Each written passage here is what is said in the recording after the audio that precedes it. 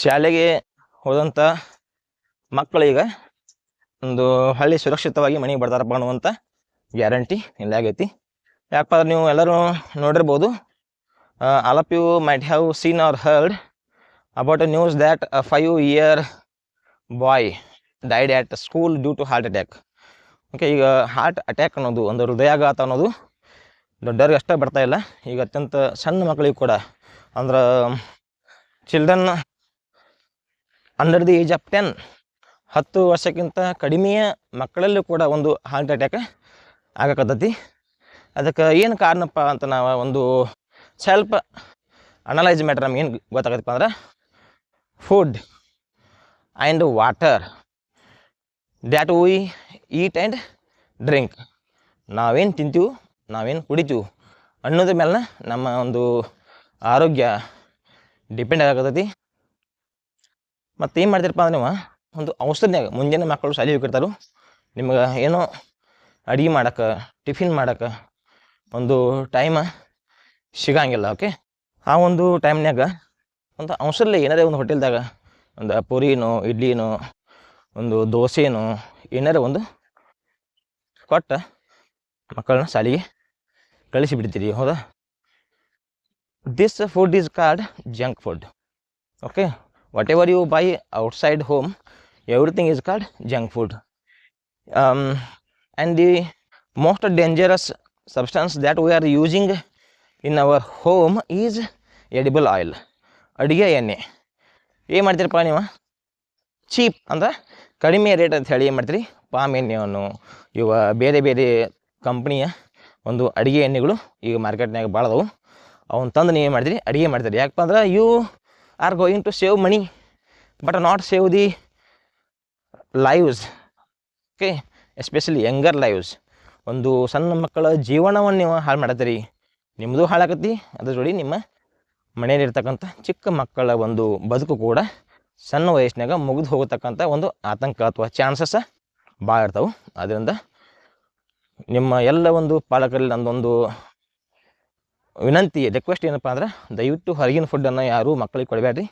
ಮತ್ತು ಮನ್ಯಾಗ ನೀವು ಏನು ಮಾಡಿದ್ರಿ, ಮನ್ಯಾಗ ಮಾಡಿರಿ, ಅದು with good edible oil. YONO,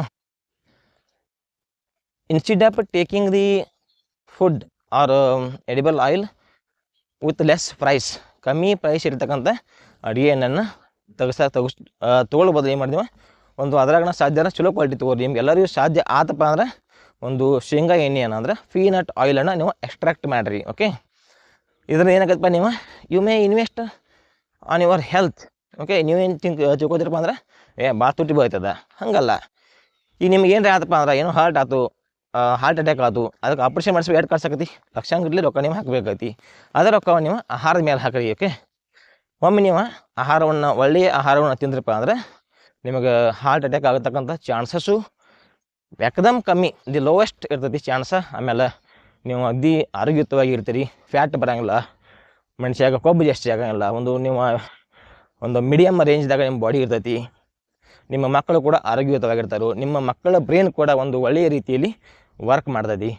ನೀವು ಎಷ್ಟು ಕಮ್ಮಿ ರೇಟ್ ತಿಂತೀರಿ ಅಷ್ಟು ನಿಮ್ಮ ಆರೋಗ್ಯ ಡಿಟೇರಿಯೋಟ್ ಅಂದರೆ ಒಂದು ಹಾಳಾಕೋತ ಹೋಗತಿ.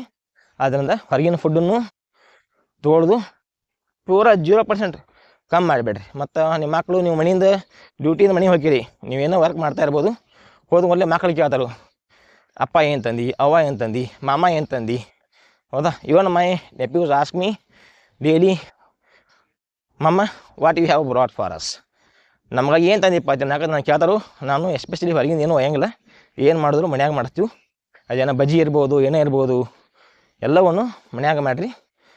ಯಾಕಪ್ಪ ಅಂದ್ರೆ ನೀವು ಆರೋಗ್ಯಯುತವಾಗಿರ್ತೀರಿ, ದುಡಿಯೋರು ಮತ್ತು ನಿಮ್ಮ ಮನೆಯಲ್ಲಿರ್ತಕ್ಕಂಥ ಮಕ್ಕಳು ಎಲ್ಲರೂ ಆರೋಗ್ಯ ಕೂಡ ಒಂದು ಇಂಪ್ರೂವ್ಮೆಂಟ್ ಆಕತಿ. ಆದ್ದರಿಂದ ಹೊರಗಿಂದು ತಿನ್ನೋದನ್ನು ಕಮ್ಮಿ ಮಾಡಿರಿ, ಎಲ್ಲರೂ ಒಂದು ಒಳ್ಳೆಯ ಆರೋಗ್ಯವನ್ನು ಇಟ್ಕೋರಿ.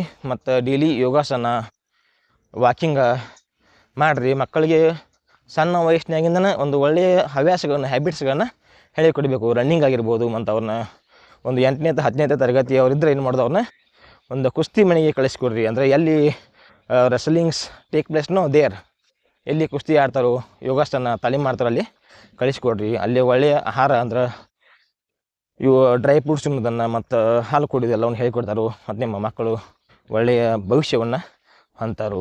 ಅದರಿಂದ final request is to avoid junk food from outside. Okay, ಏನೇ ಮಾಡಿದರೂ ಮನ್ಯಾಗನ ಮಾಡಿರಿ. ಎಲ್ಲರೂ ಆರೋಗ್ಯದಿಂದ ಇರ್ರಿ.